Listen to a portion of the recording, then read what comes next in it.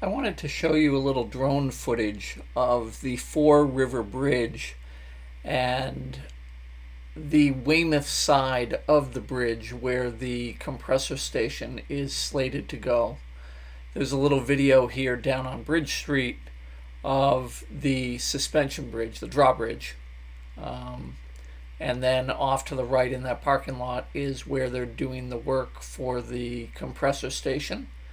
And you can also see in the video some of the protesters and the amount of traffic that goes over the Fore River Bridge in a given day. Now today's date is Wednesday, February 19, 2020, and this video is taken around 8:30, 8:45 in the morning.